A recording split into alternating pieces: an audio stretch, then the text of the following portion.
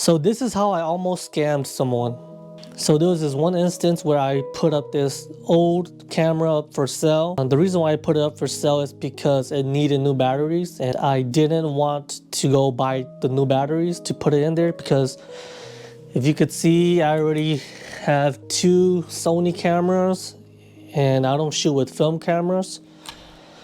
When I tried to sell it, I posted up on Facebook Marketplace. So on my post description, I put it needs a new battery. And there was this one person who wanted to meet up. At first he messaged me, we talked about it. Hold on, let me take out my phone. We spoke about it on message. He messaged me. I was very transparent that you need to buy new batteries to replace the old ones that don't work anymore. Other than that, everything is perfectly fine. I told him clearly on the message that he needs to replace the batteries. So we went to meet up at a Starbucks near my spot and drove there. We tried to meet up at first. When we tried to meet up, the first time we tried to meet up, it was a bit sketchy, I would say. When we tried to meet up last minute, he switched up on me. He told me that he couldn't drive to the location no more and he wanted me to drive to his place.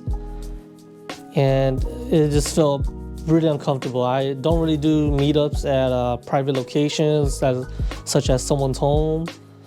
Unless it's outside, but for something this much, $220 is a pretty big price on the Facebook market. So I really wanted to meet up at a location that's public.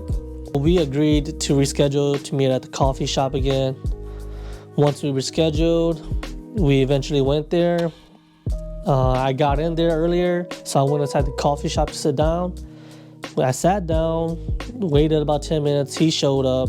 Right when he showed up, I took out the equipment because it was on a camera bag too that came along with it pretty much. I showed him everything, how it's done. I showed him how to open up the film strip to put the film. So one thing I kind of figured that he didn't have too much knowledge about cameras was he didn't know how to attach the flash to the camera. So it's just like this, right? Imagine this microphone being the flash. It's as simple as just putting it into the shoe mount and then screwing it. But he didn't know how to do that, which isn't his fault. But to me, that's kind of showed me that he didn't know much about cameras. So I gladly showed him. I showed him how to do it. And I just showed him everything that he needed to know. Basically, if he had any questions, I answered it. And he even showed me the new batteries or where to get them.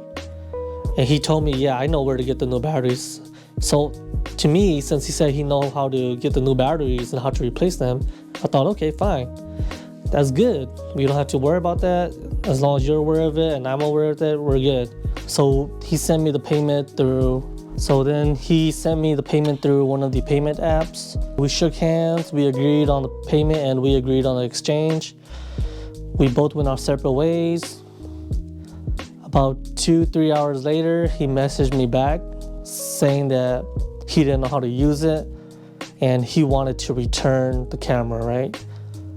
So in my eyes, I feel like we already agreed to the exchange. We went our separate ways. I was very transparent with everything I told you.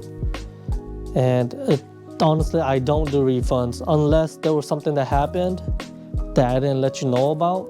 Then I would be more willing to give you a refund and come back and take my items back. But there was nothing wrong with the camera. I was very clear about everything that I told him, but he still wanted a refund. He told me he didn't know how to use it and he needed a refund.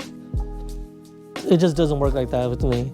You can't just tell me you want it. I came all the way to meet up with you, sacrifice my time to meet up with you, and then once that's done, you want a refund because you changed your mind. It doesn't work like that. If you look at my reviews, all my reviews are 5 stars. I'm very transparent, and I actually sold my items for even less than what I should be selling it for, you know? He told me he'll give me $50 back for wasting my time. Honestly, I'm not going to take time out of my day to meet back with you to refund back something that we already agreed on. That's not broken. just keep it in mind. Everything still works fine, but just because you change your mind, I'm not going to do that. It's just the fact that he doesn't know how to touch it, so he wants a refund. He then said that he was going to dispute the charge. So I told him, you should purchase the battery. Once you purchase the battery, everything should work fine. It doesn't make sense. You don't go out and buy a camera that you don't know how to touch at all. So going on through our message, I kept telling him I don't do refunds, and he got upset at me. He called me a bad word.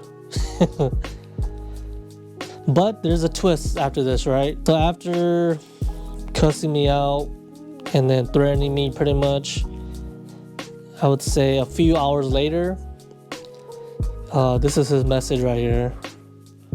So he basically apologized to me about him tripping out. He said he was confused, and then he told me, he thanked me for the camera, and he told me he finally figured out how to use it.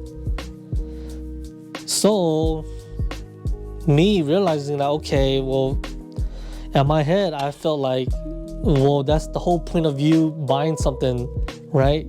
Other than that, I just told him, no worries. Hopefully you put it to good use, because that is a really good film camera that people still use nowadays, even though it's pretty old. I'm sure he went to YouTube to try to learn how to touch it, and that's when he knew how to touch it. And that's when he figured out how to use it. So, hey, just a reminder to those who are buying, before you buy something, if you don't know how to use it, YouTube it first before you go buy it, because once you buy it and you don't know how to use it, you could just assume that the person scammed you when they actually didn't.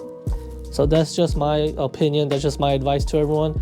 And if you are selling an item, be very transparent with it, right? For example, if I were to tell him that the battery worked, knowing it didn't work, and he took it home and the battery didn't work, now that I would consider a scam. But again, I was very transparent. Eventually, he figured everything out. He knew how to touch it now. It wasn't even the big issue with the battery. It was just the issue of him actually just knowing how to use the camera. So he figured it out. He was satisfied after that. Everything was good. That was the end of the conversation. But yeah, thank you guys for listening to my kind of weird Facebook Market story. Stay tuned, subscribe to the channel, and stay tuned for more videos. All right, guys?